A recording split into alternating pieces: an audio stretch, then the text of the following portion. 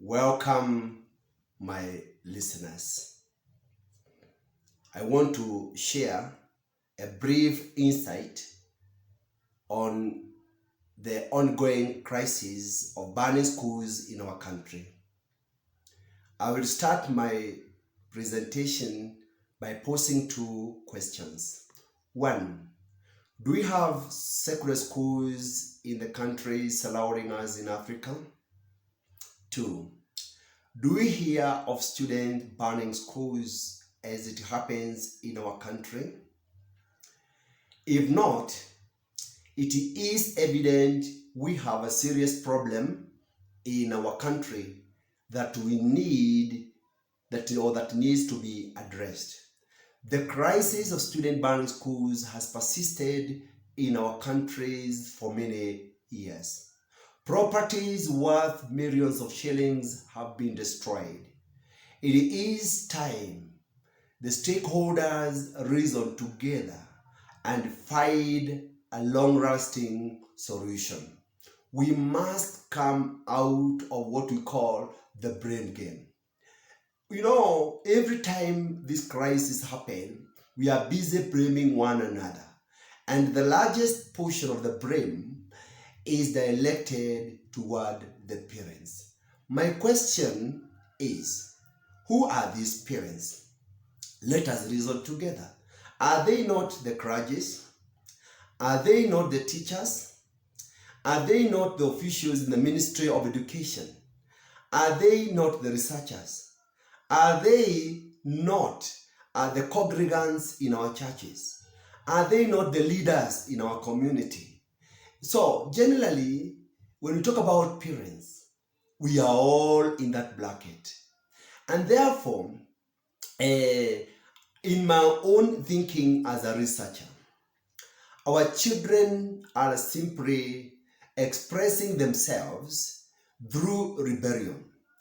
I am not supporting their behavior in any way, but I think we must learn to transit with our children, especially during the teenage period. There are no pupil riots in primary schools. Children in this particular early stage are in what I call in one of my books, The Art of Parenting, Volume 1, the command age. They simply obey all instructions given to them by their seniors, and therefore everybody enjoys their company, and we have no problem with the children in primary schools. However, as these children transit into secondary schools, they are now teenagers, and these teenagers are in what I call the consent age. We cannot force them to do what they are not willing to do. At the same time, no one can stop them to do what they want to do.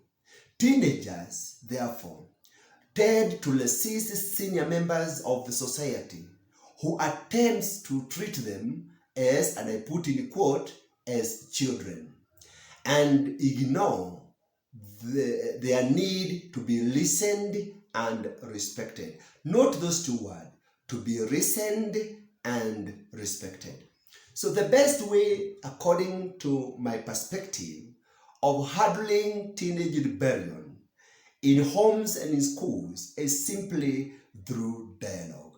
I want you to imagine how much money would have saved simply by sitting down with his children and reasoning and listening to them.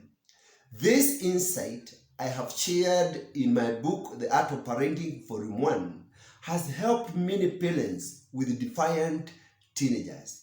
It has also worked in schools where I have participated in training the parents and the teachers on modern ways of handling discipline among our teenagers. Parents, therefore, and teachers, as well as the school administrators, I encourage you to embrace dialogue with the students. Now, dialogue involves discussion with the aim of reaching what we call an agreeable conclusion. This is what we are calling consent. It doesn't mean that when you discuss with the students or with our children, you lose authority. No. You are only showing them that their contribution is valued. Listen to them. And if you want really to know exactly what is going on in our schools, stop blaming everybody. Just sit together with them, listen to them, and you'll find they will tell you exactly where the problem is. And therefore, the client-centered approach is the way to go. Listen to the students and empathize with them. Create healthy and friendly working relationship with them so that they can be free to share their challenges without feeling condemned. My listeners, resorting to corporal punishment is a sign of frustration when discipline fails. Punishment is not discipline, and I have explained this one very clearly in one of my books, The Art of Parenting, Volume 2. Discipline is simply training of mind and character. So we are teachers to our students. We train them in character. We train their mind. We train their attitudes. And therefore, punishment is what we resort to when discipline fails. I hope this insight will help in arresting teenage rebellion in our country. I train teachers and parents on modern proven approaches of instilling discipline in our children. Let us embrace the research findings. Let us create forums to empower each other so that we can see how we can address this problem. The training is informed by our researches, mainly on school discipline. To engage me in your institution or even church, you can call 0721 34 54 50. Together, we can arrest indiscipline experience in our homes and our school. God bless you for listening. You can share this information with your friend to empower him or her. Remember, information is power, and when it is shared, power is multiplied. God bless you for listening.